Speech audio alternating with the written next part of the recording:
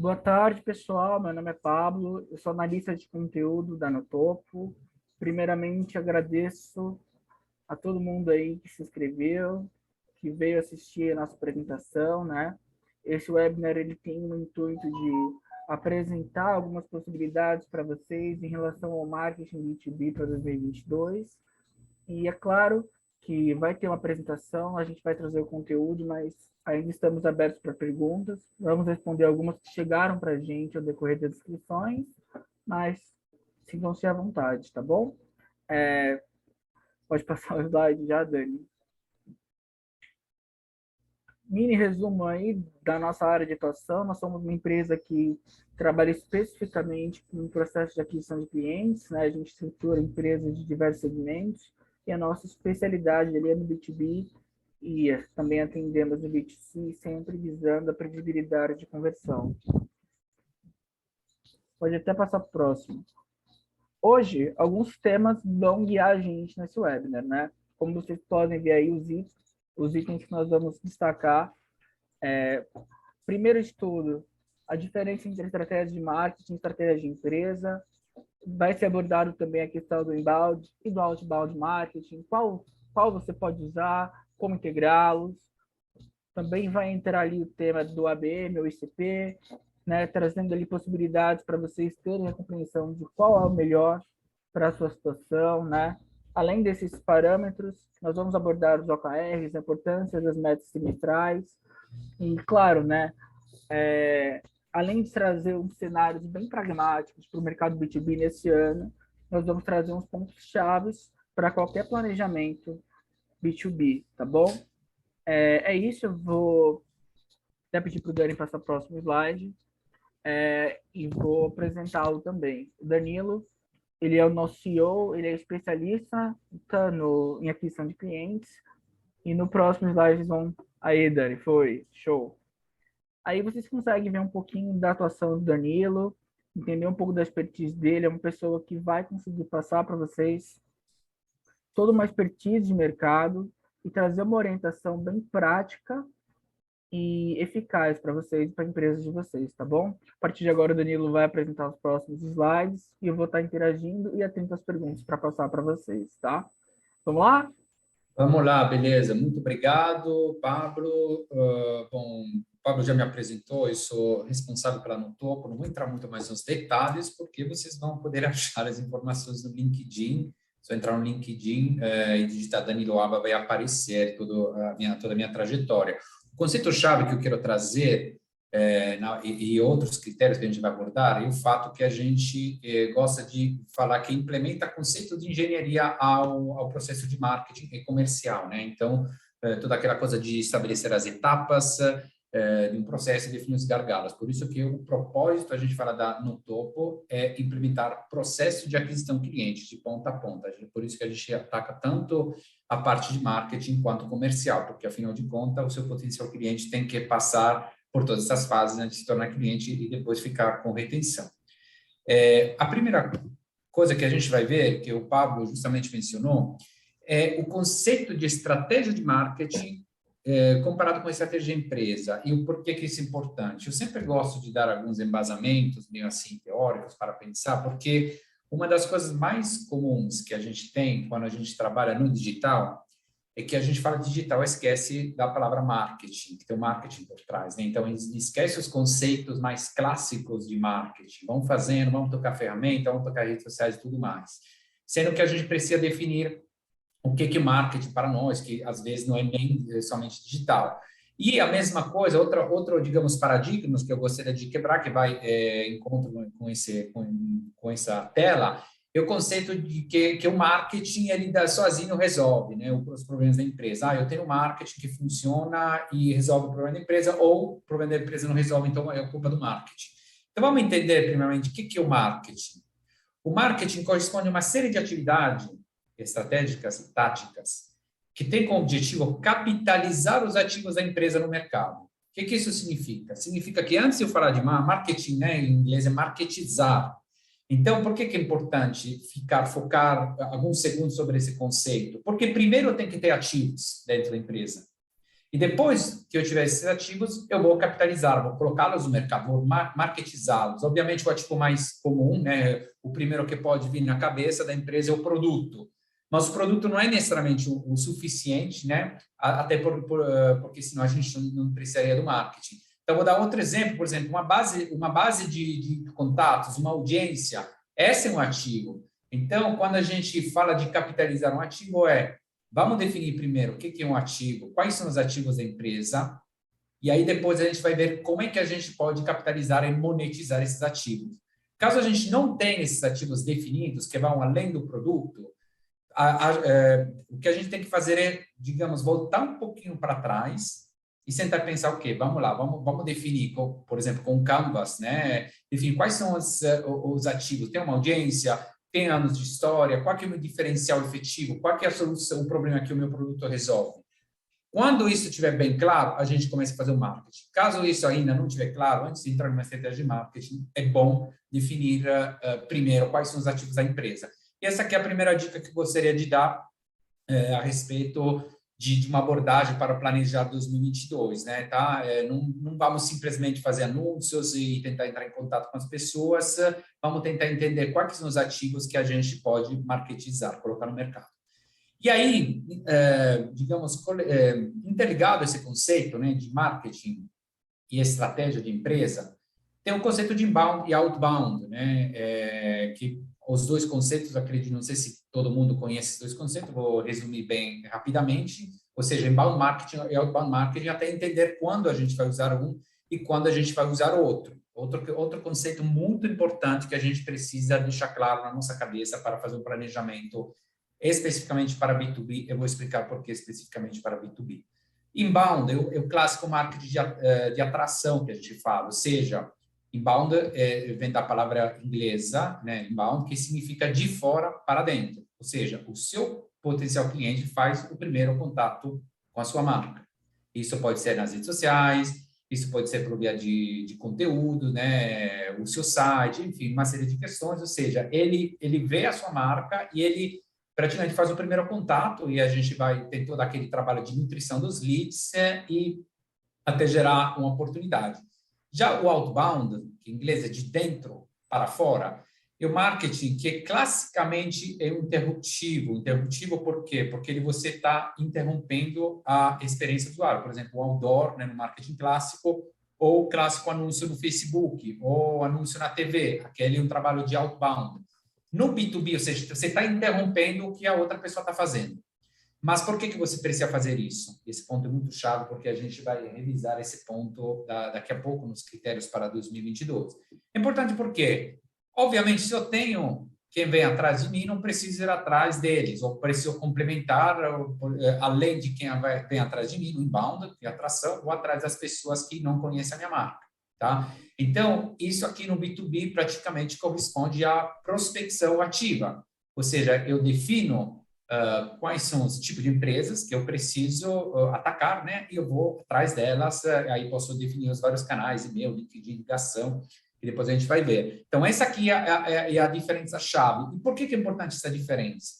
E por que isso está interligado que a gente acaba de falar sobre a estratégia de marketing ativos? Porque, obviamente, se eu tenho uma audiência já estabelecida, que é um ativo, a gente já viu, né? Eu já tenho uma audiência, então já tenho pessoas que conhecem a minha marca, já fizeram o primeiro contato. Então, o meu objetivo vai ser muito mais assertivo tentar converter essa audiência em leads, para quem entra na minha base e convertê-las depois em oportunidades em vendas. Então, se eu tenho essa audiência, né, eu já posso começar a pensar estrategicamente, eu tenho essa audiência, então, beleza, vou tentar fazer um trabalho de inbound, tentar capitalizar essa audiência.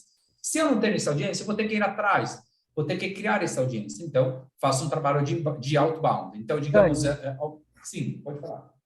Então, falando de um jeito bem prático, até bem simples, se a empresa ela tem ali um alcance grande, tem cliente acompanhando ela nas redes, tem um público cativo, inbound. Se não tem, ela vai ter que procurar esse público pelo outbound. É por aí?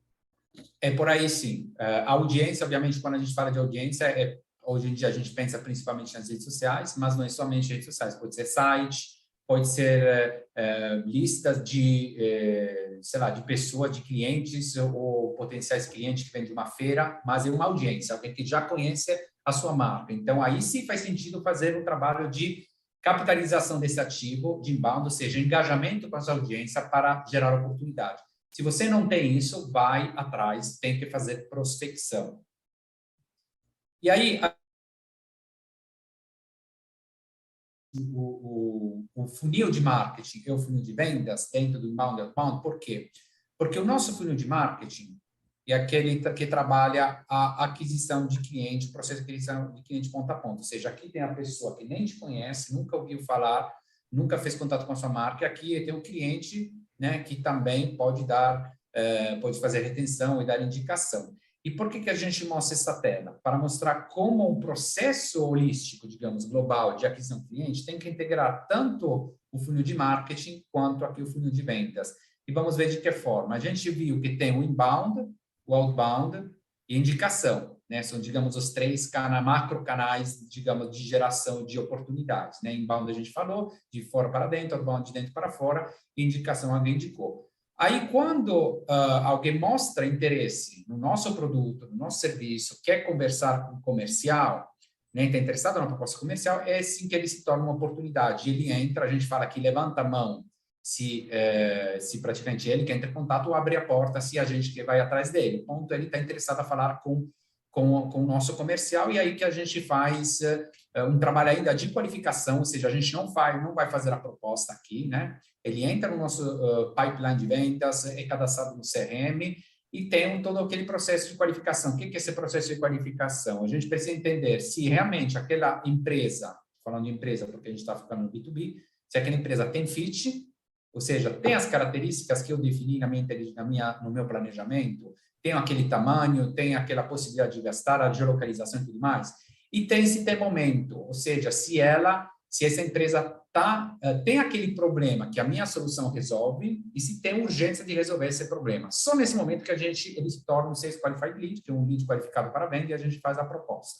Então, é muito bom deixar isso claro, que quando a gente faz um trabalho, até porque muitas vezes quando a gente faz um trabalho de outbound, por exemplo, faz prospecção, e aí a pessoa está disposta a conversar, tem uma conversa, e muitas vezes, mas eu conversei com ele, mas não foi para frente. Tudo bem, mas como é que funciona esse processo, né? O processo comercial. Então, outra dica que eu dou para 2022 é essa aqui. Tenta definir como é que está o seu processo, não só de marketing, não só de venda, mas, digamos, processo de aquisição cliente. Você tem uma estruturação etapa por etapa de toda a jornada do seu cliente? Tem uma definição clara entre quando começa o pipeline de vendas do nosso CRM? Tem uma definição clara das várias etapas? E, obviamente, se tem uma definição clara do seu potencial cliente, né? Então, essa aqui é outra dica que eu sugiro, que eu me sinto de dar para começar um planejamento.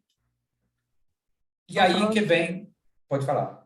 Só antes de você entrar na questão do ABM, do ICP, e também para tentar deixar um pouco mais claro o que você colocou, elucidando tudo, então, antes da pessoa cogitar, montar toda a estratégia dela e definir os seus passos, os seus caminhos, ela precisa ter muito claro ali quem é o cliente dela, quem é o ICP, né? Se isso daí não tiver correto, se tiver um problema nisso daí, as coisas não vão funcionar. É por aí? É por aí mesmo. Esse trabalho que a gente vai entrar mais no detalhe agora, de ICP, que significa Ideal Client Profile, ou seja, o perfil do cliente ideal, e a gente tem bastante conteúdo também nos nossos canais, né, que você pode compartilhar, mas esse trabalho é feito aqui, né, ou seja, no processo de planejamento, né, de marketing ou inteligência comercial, a gente fala, ou seja, a gente define o nosso potencial cliente, aquele que a gente vai atacar. Muitas vezes a gente acha que conhece o nosso potencial cliente, mas muitas vezes esse conhecimento não é completo. Por quê? Porque não é só saber eu quero ir atrás dessa empresa, não é só o ICP, aí eu preciso saber também, a gente fala que dor que a gente resolve, né? A gente possa implementar o conceito de afirmação do herói, hero statement em inglês, ou seja, o que significa isso? O meu produto, o meu serviço, ele precisa ser o herói, né, do meu cliente, ou seja, ele precisa resolver um problema concreto que o meu cliente tem. e ele tem que ter urgência para resolver aquele problema. Se ele não tiver isso, não, eu posso ter, esse aqui é um dos erros principais, a gente apresenta plataformas e serviços pautado muito em que a plataforma faz, o quanto o meu serviço é bom, sem pensar que se ele não resolver o problema do meu cliente ideal, não fica por lá. É a mesma coisa que eu falo, eu toco violão, né? Eu consigo, eu acho que o Pablo toca guitarra também, tô desse tá mundo. melhor do que eu, mas aí a gente vai falar isso para os nossos clientes, não, é uma diferença que a gente tem, mas não resolve um problema. Então, você não vai colocar isso na sua conversa. Danilo, Sim. tem a ver com aquilo, né? O cliente não tá nem aí para você. Assim, ele não quer saber de você. Ele tem um problema para resolver e para resolver esse problema ele está disposto a contratar o seu serviço, né? É exatamente isso. Então, na definição do nosso cliente ideal, é que a gente tem essa diferenciação de siglas que é muito mais simples do que parece aqui. E outra coisa, outra dica para o nosso planejamento, definir se a gente vai fazer um trabalho por ABM ou por ICP. O que isso significa? ABM significa Account Based Marketing, ou seja, marketing baseado em contas. Contas nada mais são que os clientes que você quer atacar. ICP ou ICP em inglês significa perfil do cliente ideal, ou seja, qual que é a diferença substancial? Aqui é uma lista, a gente está falando de lista, uma lista de empresas que você quer praticar, com que você quer se relacionar. Aqui não, aqui você está falando de empresas que têm algumas características. Então, qual que é? Obviamente, você dá para entender que essa aqui, a abordagem ABM faz sentido quando você tem um nicho e o ticket alto. Por que nicho? Por que ticket alto? Porque, obviamente, se o serviço que você vende, um serviço que o seu mercado que você pode atacar, que chama de Total Addressable Market, o mercado total que você pode adressar, digamos, né? Atacar, é um mercado, sei lá, no Brasil, de até 1.000 empresas. Não precisa fazer um trabalho de, porque as empresas que eu quero atacar são empresas com esse tamanho. Não, você faz a lista dessas e começa a ir atrás dessas empresas. Mas, ao mesmo tempo, então, é muito nichado. Mas, ao mesmo tempo, por ser muito nichado, por eu ter que ir atrás de empresa por empresa, provavelmente tem que ter uma comunicação diferente, personalizada por empresa, e o custo desse processo é relativamente alto, então isso faz sentido quando? Quando o ticket é alto. Então, Já se eu, por exemplo, tenho uma abrangência maior, então eu tenho, por exemplo, 10, 20 mil, 30, 50 mil, 1 milhão de empresas B2B no mercado, obviamente é quase impossível fazer essa lista. Então, o que eu faço? Eu defino as características dessas empresas. Então, estamos falando de mercado não nichado e, obviamente, o ticket não necessariamente baixo, na verdade, aqui podemos até corrigir, mas não muito alto, assim, porque aí justifica um trabalho, por exemplo, aqui mais automatizado, né, juntando várias ferramentas de e-mail, de LinkedIn. Aqui é um trabalho um pouquinho mais manual, porque conta por conta, né, account, conta por conta, ou seja, cliente por cliente, a gente tem que definir uma comunicação personalizada. Sempre podemos partir de template, mas aqui a comunicação é mais personalizada. Então, aí vem outra dica, entender se o seu negócio, seu business, para fazer o planejamento dos 22, se encaixa mais uma abordagem ABM e ICP, porque isso vai definir, a partir do ticket do seu nicho, também o tipo de abordagem, que é aqui mais manual, custo mais alto, então tem que entender qual é o custo máximo que você está disposto a gastar para gerar oportunidades de vendas. e o custo tem a ver também com o tempo que você está gastando, né? Se você vai colocar o Sim, braço ali, isso também é um custo, né? Que a gente tem que colocar na mesa, né, Dani? com Eu, certeza. Sim, termina. eu queria até aproveitar que a gente ainda não entrou ali na parte de definir metas e tal, e passar uma das perguntas que chegou para a gente no cadastro do Simples, eu acho que é pertinente. É uma pergunta da Luciane Coimbra Fagundes, e ela pergunta o seguinte: como ter resultado em marketing orgânico, né? Então, basicamente, tem como a gente atrair cliente, reter cliente organicamente? Eu acredito que sim, mas você vai explicar um pouco melhor sobre isso aí, Dani. Ótima pergunta. Acho que se encaixa com o que a gente falou até agora, né? O que significa organicamente? Organicamente, digamos, a sublimação de um trabalho orgânico é eu não fazer nada, tudo chega até mim, né? Então, quando é que isso acontece? Quando é que isso funciona? Funciona quando eu tenho uma audiência, né? Então, por exemplo, Eu tenho várias visitas no site, um pouquinho que a gente falou, vários seguidores, né? Aí sim que faz sentido. Caso eu não tenha uma audiência, caso eu não tenha audiência, bom, se eu tenho uma audiência, posso capitalizar essa audiência. Caso eu não tenha uma audiência, mas eu ainda quero fazer esse tipo de trabalho, o que tem que fazer? A primeira coisa que tem que fazer é estabelecer uma estratégia de audiência. Isso vem muito antes do que uma estratégia de conteúdo. Por quê? Vou tentar explicar e tentar explicar como. A gente vive lendo que content is king, né? Conteúdo é rei, então eu faço o melhor conteúdo e aí vou gerar uma audiência, o pessoal vai gostar e tal. Então, isso vai gerar os poucos da audiência, se você está disposto a esperar anos para isso, até porque hoje em dia todo está saturado, acho que nem precisa mais de conteúdos, né? Hoje em dia, não sei quantos bilhões de conteúdos são publicados todos os dias, né? Mas uma hora vai chegar, se você está disposto a esperar anos, como justamente o Pablo falou, o principal recurso é o tempo.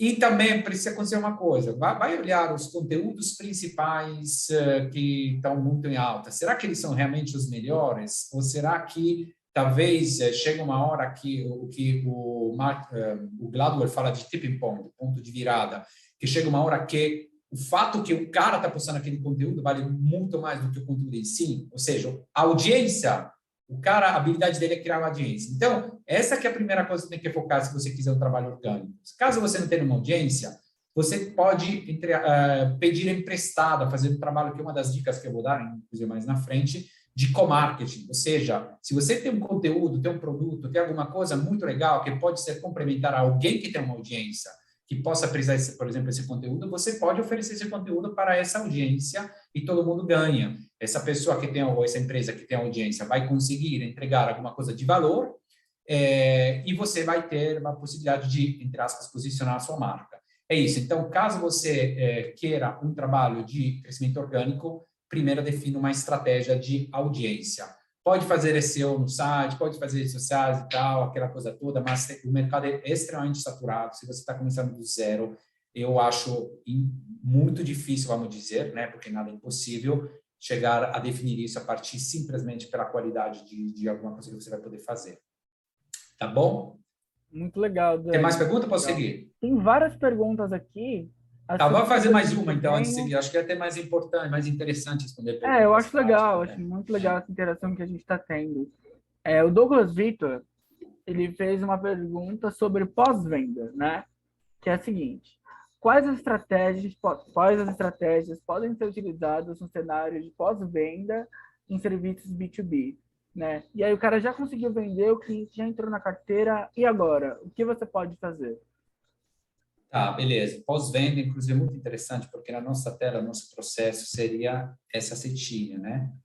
Então, o cliente pós-venda tem várias coisas que a gente pode fazer. Tem o trabalho de retenção, primeiramente, porque se o cliente sai, a gente não tem pós-venda. Tem um trabalho, ele pode indicar outros potenciais clientes e pode fazer um upsell ou cross-sell. Upsell é quando o cliente compra mais do mesmo produto, e cross-sell, né? Upsell é venda para cima e cross-sell, venda cruzada, é quando o mesmo cliente compra outro produto da mesma empresa. Então, upsell, ele compra mais do mesmo produto. Você comprou um sorvete, o upsell se você comprou o segundo sorvete. O cross-sell, se na mesma loja você comprou também, sei lá, suco de laranja, para dar um exemplo. Tá? Então, como é que a gente vai fazer isso? A maneira mais prática e até mais comum, mais efetiva, digamos, é a estratégia de NPS, que é NPS Net Promoter Score, a nota líquida de promotor, se diria. Como é que funciona? Como é que é? Como é que isso funciona? Funciona assim. Ela vem um conceito desenvolvido por Friedrich, inclusive a gente vai depois passar também alguns links, tem o conteúdo tanto no site, tem um livro que eu sugiro ler, mas o ponto é o seguinte: alguns dos seus clientes, eles chamam de promotores, e outros são detratores, e outros são meio que passivos. Como é que a gente estabelece que alguém é promotor, detrator ou passivo? Na base de uma simples pergunta, que é também o título do livro que deu origem a tudo isso, que chama a pergunta definitiva. Qual que é a pergunta definitiva? A pergunta é a seguinte: com que probabilidade você indicaria o nosso serviço para outro? É simples assim, essa aqui é a pergunta definitiva. Então, se ele dá 9 ou 10, porque, obviamente, tem uma parte de subjetividade na resposta. Ele é promotor. Se ele dá, se não me engano, 7 ou 8 é passivo, 1 até 6 é detrator. Depois tem uma fórmula para calcular isso, né, que a gente até mostra no nosso conteúdo, não vou entrar no detalhe da fórmula, para um pouquinho técnica, mas o ponto é o seguinte, tentar, primeiramente, implementar um processo de NPS, o Facebook, o Google fazem isso, enfim, as principais empresas fazem isso, acho que a gente faz isso também, para entender não só o nível de satisfação do cliente, mas também o que a gente pode fazer para melhorar o nosso serviço, né? E quando a gente começa por essa pergunta, né, difícil, a gente começa a entender também tanto o nível, a possibilidade de retenção, de fazer um upsell ou de indicação. Esse aqui é o processo. Na prática, outra sugestão que eu poderia dar é o fato de, pelo menos nos primeiros meses de contrato, de ficar um pouquinho mais perto do cliente mesmo, né? Para entender, porque tem aquela transição entre o comercial e o operacional, e aí sempre tem aquela coisa, será que o comercial passou bem as expectativas para o operacional? Então, a sugestão é sempre que o comercial que vendeu faça um trabalho um pouquinho de pós-venda, de acompanhamento depois, nos primeiros períodos, digamos, depois da venda. Mais ou menos, acho que essas aqui seriam as indicações que eu daria. Esse acompanhamento acaba sendo útil, né? O cara fica próximo e tem chance de rolar o cross-sell ou upsell, né, Dani? Você acha que vale outra pergunta ou você quer entrar no ABM versus ICP mais profundamente agora? Não, essa aqui a gente entrou, eu gostaria, como a gente está falando, de falar um pouquinho de planejamento, né? Claro. E aí a gente entra nas outras perguntas. Show. Né? E aí a gente está falando, a gente definiu, né, os pontos-chave que precisa para definir uma estratégia, né? Se tem ativos, como é que eu vou capitalizar esses ativos? Dependendo da minha posição atual na internet, vale mais uma abordagem outbound, inbound. Eu defini bem o meu cliente, é melhor fazer uma abordagem por lista, é melhor fazer uma abordagem por ICP, eu tenho todos os processos estruturados. E aí a gente vai começar a entrar um pouquinho mais dentro do planejamento, e aí entende o conceito de OKR, OKR. OKR significa Objective Key Result, deve ter em algum lugar aqui. Não tá? Acho que tá. Se não tiver, depois a gente coloca. Mas OKR significa objective, objetivo, key, chave, and results, ou seja, objetivo e resultado-chave. Qual que é o conceito? E aí tem outro conceito-chave que é as metas trimestrais, que eu vou explicar daqui a pouco. Tá? É um conceito também desenvolvido muito, digamos, implementado em grandes empresas, como o Google e tudo mais. Ele nasceu por John Doerr, né, da Intel. Aí a gente também tem um link tanto ao post quanto ao livro, que sempre sugiro ter uma bibliografia por trás, né, que os livros valem muito mais do que qualquer blog, acho que é um dos nossos valores também. Então, o ponto é o seguinte, o que é o objetivo? O objetivo é onde eu quero chegar, certo? E o resultado-chave, o que é? São as métricas de acompanhamento, simples assim. Então, eu quero chegar, se eu quero fazer, sei lá, 20 vendas, né, eu não vou começar do 0 para 20. Eu vou definir quais são as métricas que vão me acompanhar o processo até chegar a 20 vendas. Tem, sei lá, tantas oportunidades, taxa de oportunidade, quantas pessoas estão trabalhando, qual é o desempenho de cada um dos meus comerciais, o meu marketing está funcionando. Então, são uma série de métricas para não simplesmente chegar até o final e dizer cheguei, não cheguei. Então, quando a gente tem as métricas, ou seja, os key results, resultado-chave, esse acompanhamento que a gente sugere fazer semanal dessas métricas, nos diz o qual longe a gente fica no objetivo final. E aí tem essa palavra mágica, trimestral. Por que trimestral? Porque a gente não acredita, apesar de a gente estar falando de 2022, a gente sugere dividir o ano em trimestres, né? E geralmente trimestralmente você tem que fazer um planejamento, porque a gente nem sabe daqui a 3 meses se ainda tem pandemia, se vai ter outra variante, vai ter isso, aquilo. A propósito, eu sugiro também outra leitura muito interessante, que é a lógica do cisne negro, né, que mostra como praticamente não faz sentido realmente fazer planejamento a longo prazo, porque os eventos que você não pode prever, que vão acontecer daqui a um tempo, vão impactar. E até, abrindo um parêntese, mostra como, se você pensar na sua vida de agora para trás, no passado, você vai pensar que o que realmente definiu o andamento da sua vida são eventos inesperados. Poucas pessoas param para pensar, mas eu sugiro também pensar a respeito. Então, para tentar evitar um pouquinho, tentar controlar melhor, digamos, todas as variáveis, o que a gente fala? A gente faz planejamentos trimestrais. Então, a gente define um objetivo trimestral, então a gente, por exemplo, até o final de março, e aí, semanalmente, a gente vai acompanhar com as métricas, com os key results. Então, essa aqui é outra dica que me sinto de dar, divida seu planejamento em trimestres, e aí define o seu objetivo, ou seus objetivos. Obviamente, você pode ter objetivo a nível de empresa, objetivo a nível de pessoa e tudo mais, a nível de departamento, e definir os resultados-chave, que são as métricas de acompanhamento. Uma vez que define, que chegar no final, a métrica é importante, o objetivo tem que ser otimista, mas viável, né? Aquele conceito de SMART, né? Por que tem que ser otimista? Porque tem que ser sempre um pouquinho além do que a gente poderia fazer, mas não muito, senão vai ficar idealista, utópico. E aí, quando a gente chega, a gente Dani, tem... Sim. só 2 parênteses, né? Desculpa te interromper. O primeiro deles, você falou de um livro muito legal, muito interessante, vale a leitura. E quem quiser ver esses livros aí que o Dani vai indicar ao decorrer do nosso webinar, só entrar no nosso site, no topo.com.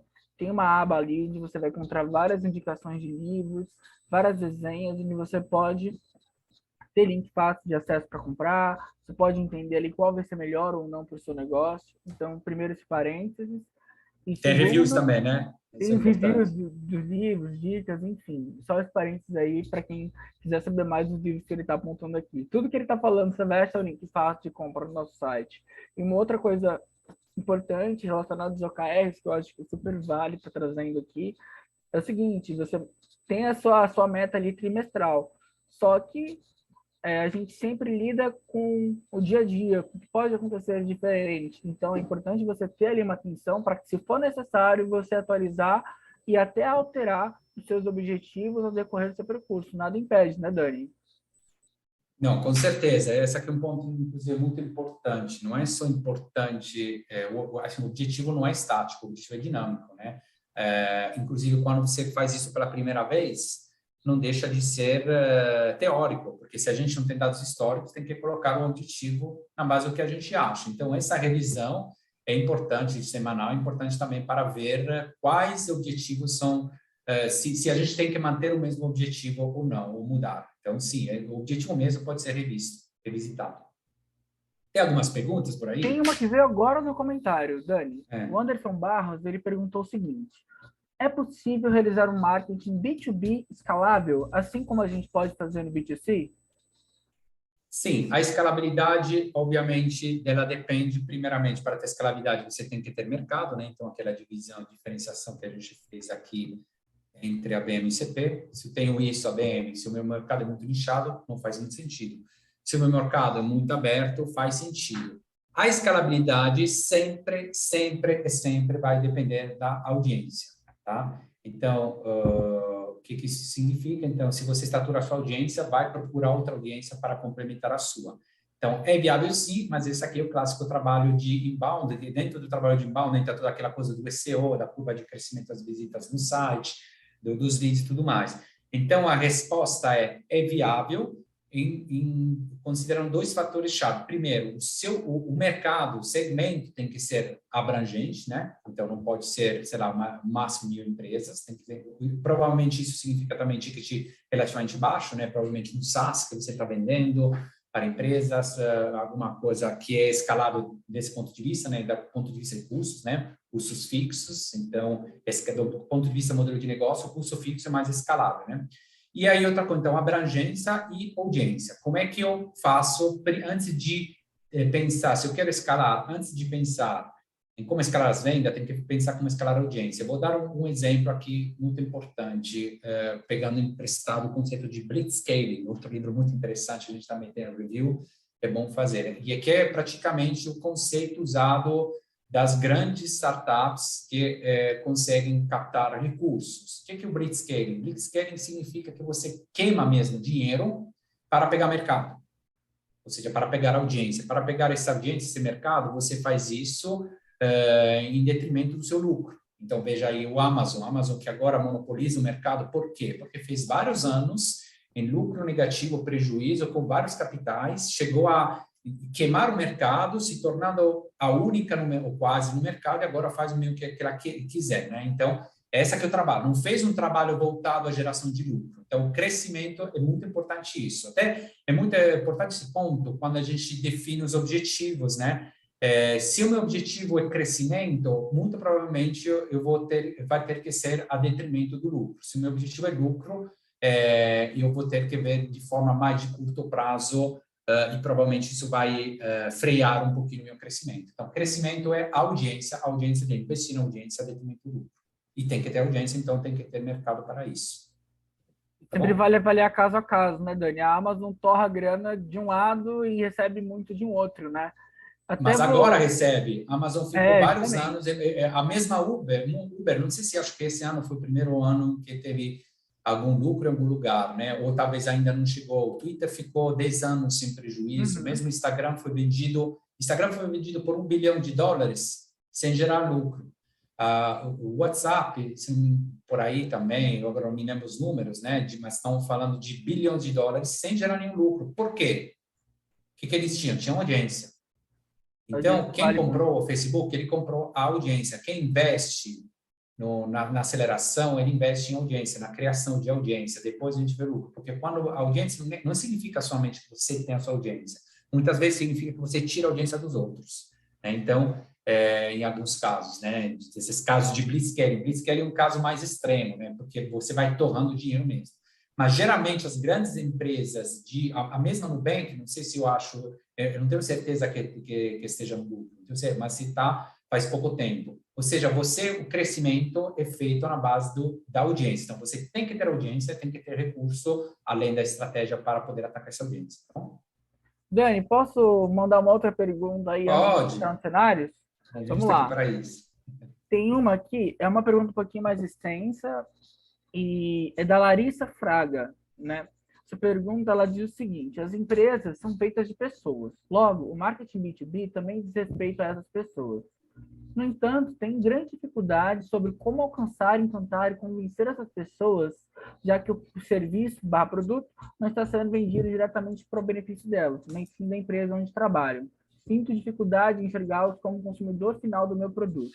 E aí, o que você pode dizer sobre esse caso?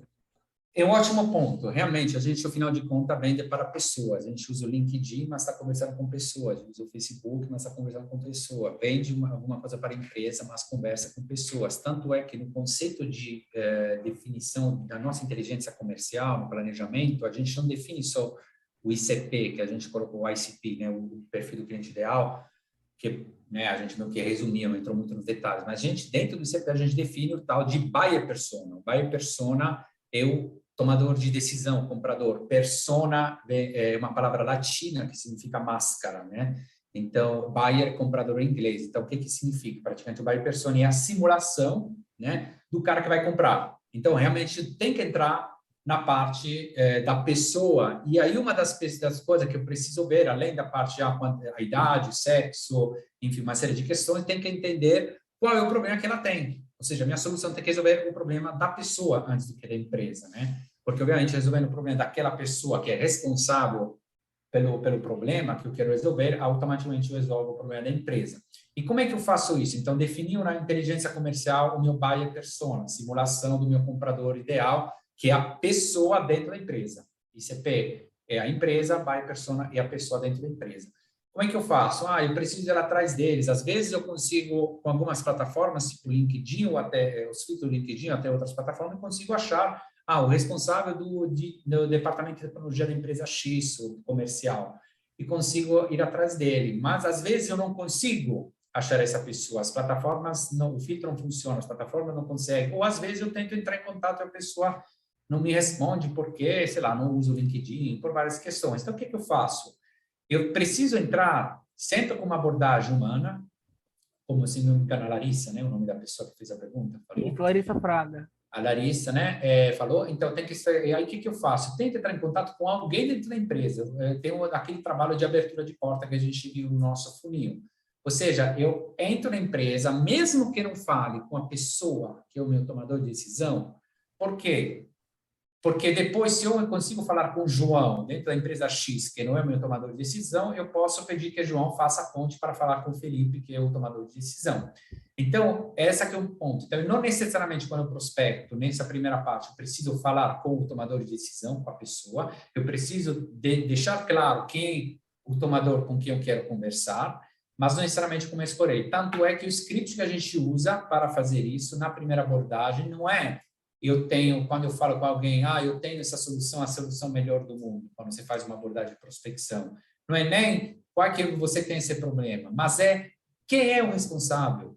Olha, João, gostaria de falar com o responsável do processo, do departamento, onde tem um problema que a minha solução resolve.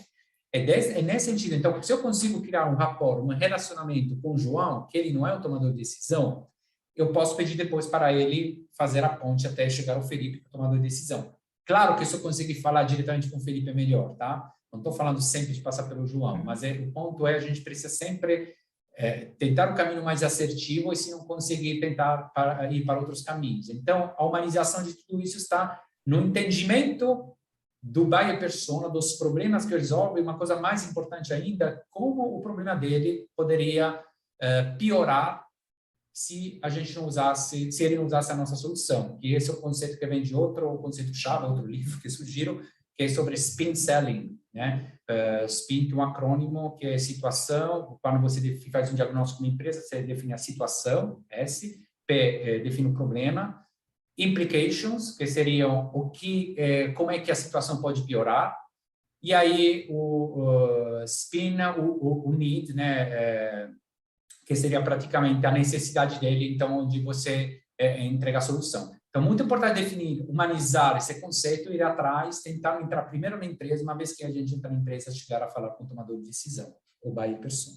Isso aí Beleza? tem a ver também com declaração do herói, né, Dani? Uma vez que você chegou no cara que é o tomador de decisão, e aí você vai aplicar esse conceito também, né, pro cara. Claro, o ponto-chave aqui da declaração de herói que a gente fala, é que não é só importante o que a gente fala, mas é importante também saber quando a gente falar. Não adianta na primeira conversa falar do nosso produto.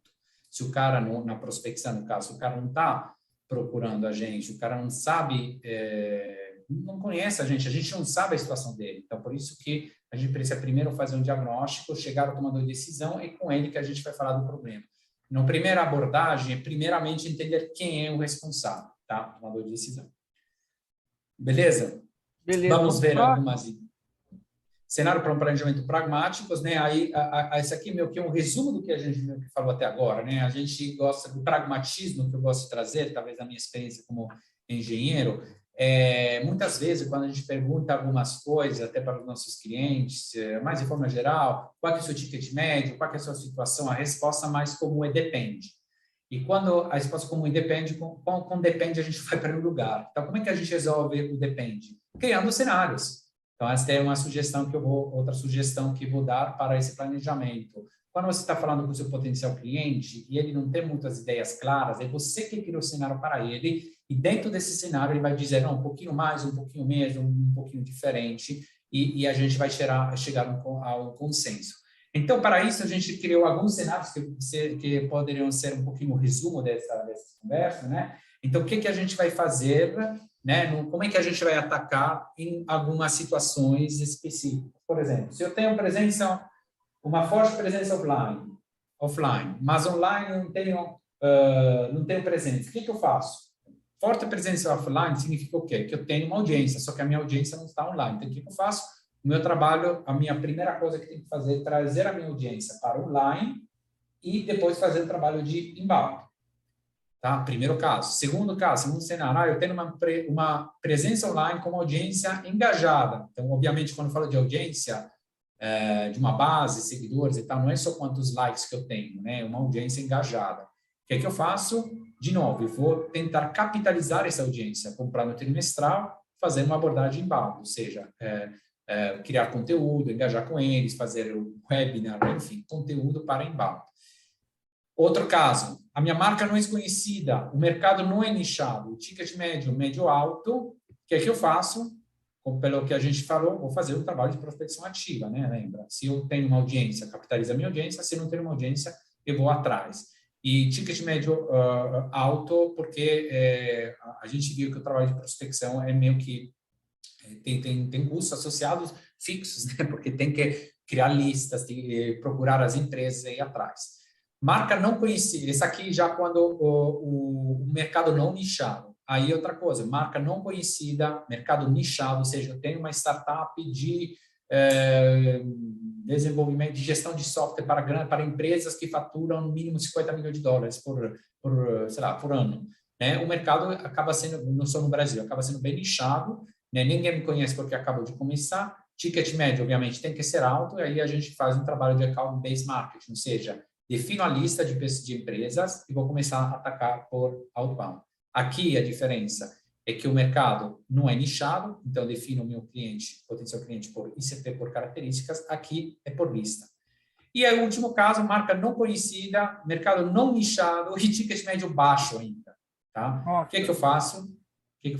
É um outro tipo de outbound, porque interruptivo, mas não é aquela prospecção clássica, porque o custo desse trabalho não justifica o ticket médio baixo. Então, o que eu faço? Precisa, aí sim que entra a questão dos links patrocinados, Facebook, Instagram e Google Ads. Obviamente, tem sempre o caso a caso, tem um pouquinho de um pouquinho de outro, eu posso ter um produto que se encaixa mais aqui, um produto que se encaixa mais aqui, mas aí a gente vai naquele depende. Por isso que é muito importante fazer um diagnóstico, né, específico de cada empresa, no caso a caso, mas a ideia aqui é já dar alguns cenários para ver onde é que se encaixa a sua empresa, em qual desses cenários, para poder entender a forma melhor de poder se planejar. Tá bom? Dani, eu vou aproveitar sim. o final desses parâmetros que você trouxe para trazer uma perguntinha da Enza Zanol Tossato, que ela coloca o seguinte: quais são os principais pontos para você ter atenção no planejamento de uma empresa iniciante em marketing B2B? O que essa empresa que está começando no B2B tem que se ater quando ela está fazendo o planejamento dela? Entra nessa aqui, ó, marca que está começando, então marca não conhecida, tá? Então a gente já sabe, é um desses três, marca não conhecida, está começando agora. A não ser que seja, então, acho que tem até mais um caso, mas vamos ver. Primeiro, é uma marca não conhecida, então preciso entender, o mercado é nichado, o ticket médio é alto ou baixo? De novo, ticket médio baixo, então na volta, sei lá, o ticket médio, o lifetime value, o valor que o cliente paga na vida dele, para a empresa, é por volta de R$2, R$3 mil, tem que ficar aqui no link patrocinado, não tem muito como sair disso. Mas quando o cara fecha, faz um contrato de 3 anos, pagando, sei lá, 5, 10 mil por mês, aí já a gente vai para o mercado não nichado, ticket médio, digamos, aí faz sentido um outbound. Aí, caso seja muito nichado, né, então, uma empresa nova, então, acaba de começar, não tem ainda, não é conhecida, mas o ticket médio é alto, então, isso significa o quê? Que tem poucas empresas que poderiam comprar meu produto, eu vou atrás dessa lista de empresas. Tem outro caso aqui, que é um caso relativamente raro, mas existe, que a empresa é nova, mas o dono da empresa, ele já tem uma audiência que talvez está trazendo de outra empresa, né? Aí o que acontece? Então, ele pode capitalizar a própria audiência, né? Como se fosse um co-marketing interno, né? Ou seja, a marca nova que não conhecida vai usar a audiência, sei lá, do dono, do fundador. Aí sim, dependendo da quantidade da audiência, vai poder fazer um trabalho de embalo. Mas caso você é uma marca nova e ninguém tem uma audiência, nem a marca, nem ninguém tem uma audiência, tem que fazer um trabalho de outbound, aí dependendo do ticket médio, do tamanho do mercado, ABM, por lista empresa, por característica ou por links patrocinados. E aí vamos resumir no final para os pontos-chave, né, para o planejamento. A gente deu algumas dicas, né, sobre como estruturar o nosso, quais informações considerar, a diferença, o fato, a necessidade de ter um ativo para poder marketizar, bem claro, o cliente, o tipo de cliente bem claro, definido, ICP, o buyer persona, o tamanho do mercado, entender se a gente tem um processo estruturado de ponta a ponta, tanto no marketing quanto no comercial, enfim, a gente vê tudo, a necessidade importante de um planejamento que seja trimestral, por OKR, e aí a gente vai definir, então, a partir de tudo isso, qual que é o meu objetivo, realmente? Digamos que o objetivo, obviamente, muda de empresa por empresa, mas a gente pode definir duas macro áreas de objetivo, que são geração de oportunidade e awareness. O que isso significa? Eu posso ser uma empresa, geralmente, que estou começando agora, eu preciso de oportunidade até para fechar e deixar a roda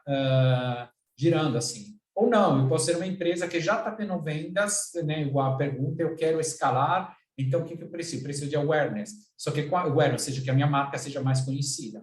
Só que quando o meu objetivo é awareness, tem que saber que sempre vai ser a detrimento do meu faturamento até do lucro. Então, primeira, 99% das empresas de tamanho pequeno, médio, tem essa aqui, tem geração de oportunidade como objetivo, mas é bom deixar isso claro. Decidir entre inbound e outbound, definir o seu planejamento estratégico trimestral, como a gente falou, e aí a gente tem 3 pontos-chave que eu acredito que sejam interessantes especificamente para 2022, para a situação que a gente está considerando. Primeiramente, considerar a transformação digital na sua empresa, nas operações, obviamente, não só na questão do marketing, mas também nas operações de forma geral, né? Toda aquela questão de home office, híbrido, é melhor presencial, e a sugestão que eu tenho aqui é não convencer ninguém do que é melhor do que às vezes tem alguém que acha que o home office é melhor, outros que acham que o híbrido é melhor, outros que acham que o presencial é melhor. Não convence ninguém, só aceita, assume as coisas. Muitas vezes a gente estuda muito de como fazer as pessoas acreditarem que o que você fala está certo. Não, acho que o contrário, a gente precisa entender, e se o nosso modelo se encaixa em esse tipo de operações, as pessoas ideais são as pessoas que gostam já desse tipo de operação. Já Então, a escolhe as transformação pessoas certas, né, Dani? exatamente. Então, a transformação digital passa por isso, né? E aí se conecta um pouquinho a outro ponto da automação quanto à transformação digital. 2 palavras estão muito na moda, e a gente quer automatizar tudo, quer transformar tudo, e aí a gente entra naquela coisa, a gente acaba contratando ferramentas com um monte de funcionalidade que a gente não usa. Então, cuidado com a automação. A gente vai incomodar a automação se a automação resolve um gargalo, né? Eu quero fazer as coisas, chego manualmente, não consigo fazer o gargalo. Inclusive, mesmo na prospecção, com um monte de ferramentas disponíveis de automação, muitas vezes o que é mais efetivo e está até mais eficiente é um trabalho manual, né? Feito sabendo usar bem as plataformas, o LinkedIn de forma manual, a gente provou já isso. Então, o que é automação, mas não incomode a automação, incomode a transformação digital. E eu sou um fã de automação, tá? Não sou ponto, eu sou formado em automação industrial. Só que quando a gente cria uma bolha de trend, de tendência, de moda, acaba colocando onde não precisa, né? Então, vamos incomodar a automação só quando é preciso. E aí, outra coisa do marketing, que é um ponto muito chave, eu acredito, para 2022, por quê? Porque hoje em dia, ainda mais com essa coisa de home office, todo mundo trabalha em casa, todo mundo pode fazer conteúdo, todo mundo pode desenvolver software, todo mundo pode fazer tudo, e todo mundo vende tudo para todo mundo, afinal de contas. Tem uma saturação um pouquinho geral a vários níveis, então eu acho que um ponto-chave é criar parcerias, né? Eu estou, voltando à pergunta que você fez, eu estou lançando agora, como é que eu faço? Pô, se eu não tenho uma audiência, quero focar na audiência, tenta procurar um parceiro para usar a audiência, talvez um pouquinho da sua, um pouquinho na dele, né? Se você já tem uma audiência, pode acrescentar com a audiência do seu parceiro. Aí, uma vez você faz conteúdo para a sua audiência e para a dele, e outra vez vice-versa. Ou, por exemplo, seu produto faz mais sentido se encaixa com o produto também de outro parceiro. Enfim, as atividades de co-marketing, em uma situação de grande saturação que a gente vive, que é determinada pela facilidade de fazer tudo hoje em dia, digamos, eu acho que é uma do ponto-chave que precisam ser considerados no planejamento para 2022. 29 ainda não está. E aí eu acho que é isso. Tem mais perguntas? Tem sim, Dani. Tem uma outra pergunta que veio para a gente aqui, ainda na inscrição, né? Deixa eu ler aqui para a gente. É uma pergunta... Temos 2 perguntas, na verdade, tá? Vou falar primeiro do Henrique, depois a do Gabriel. A primeira pergunta, a nossa penúltima, no caso, do Henrique Mariani. O que significa o termo digital? Digital mesmo, não é digital. Sim, digital, sim. Bom, digital ele vem do inglês, que é de physical, digital, ou seja, a junção entra um pouquinho nessa questão do modelo híbrido, a junção de digital e de físico. No marketing, é o fato praticamente de vender tanto online quanto offline. Digamos, eu gosto de chamar a terminologia Omnichannel 2.0. Alguns anos atrás a gente falava de Omnichannel, né? Quando depois do mundo digital, não, vamos voltar também a vender nas lojas físicas, né? Aí a gente falava de Omnichannel, depois serviços aplicativos e tudo mais. Mas o digital é isso, é um tipo de Omnichannel praticamente que inclui tanto o digital quanto o físico. Não só a nível de marketing, mas, por exemplo, a nível de operações, o modelo híbrido de operações, né? Um pouquinho presencial e um pouquinho de home office, um caso típico de digital. Entendi. Isso aí serve tanto para uma loja em si, né, que vende para o público virtualmente, e também tem a loja física lá, como também para uma empresa que trabalha assim das duas formas. Sim, sim. É simplesmente a junção de vamos Entendi. juntar tanto o conceito de físico quanto digital para fazer o que a gente tem que fazer. Esse é mais uma palavra de trend, assim, sabe? Eu Um vou meme, para a eu nossa diria. última pergunta que chegou aqui, Sim. Dani, até porque a gente já está chegando no final, né, do nosso webinar. É a pergunta do Gabriel Oliveira. Como encontrar responsáveis por projetos de engenharia e como abordá-los? Ou seja, ele trabalha em uma empresa que o público-alvo são pessoas que atuam em projetos de engenharia e ele tem dificuldade para chegar nesse alvo dele. Alguma dica?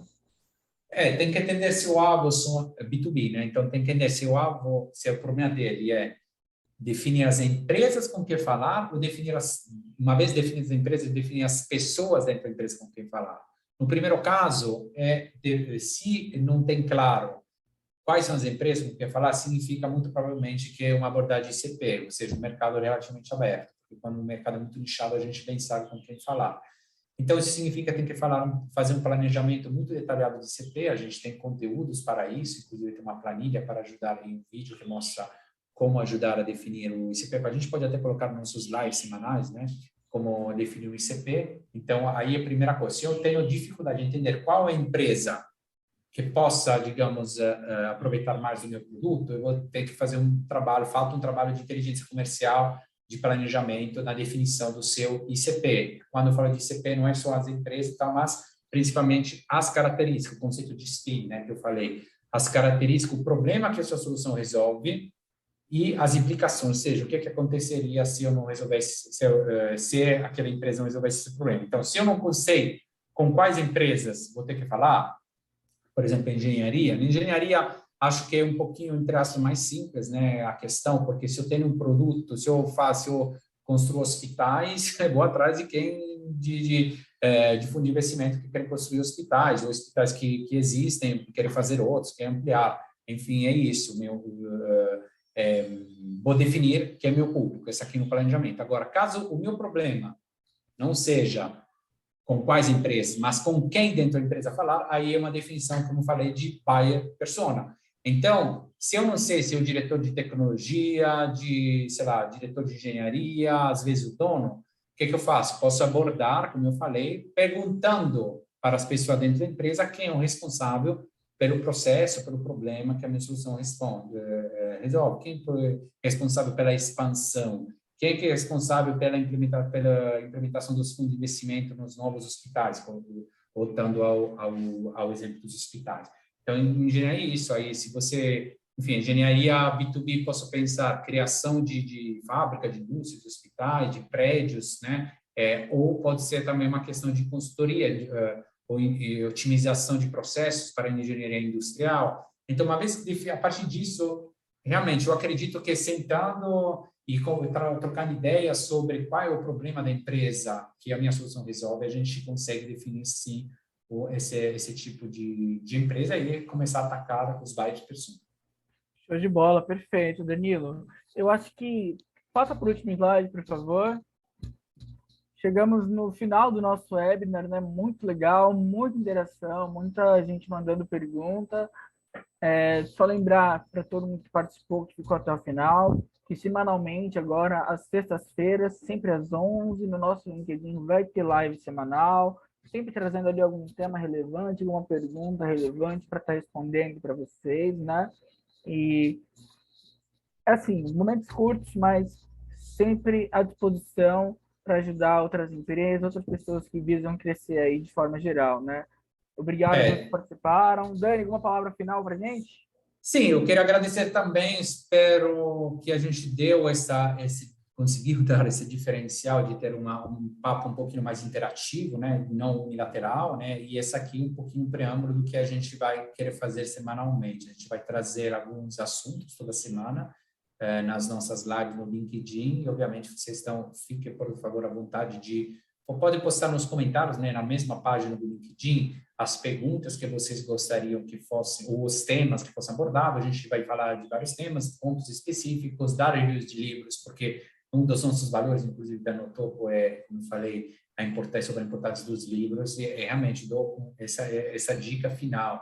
Se você tem que passar um tempo para ler, ou passar um tempo para aprender, antes de fazer um curso, antes de ler um post, né, que seja no topo, leia um livro, porque você vai aprender muito mais. Você vai ler vários livros, vários pontos de vista. Algumas coisas, quando você lê um livro de marketing comercial, 90% das coisas parecem que você já sabe, mas vai te ajudar a saber onde colocar uma ênfase, vai ouvir ponto de vista diferente, vai desenvolver um espírito crítico, desenvolver a sua opinião.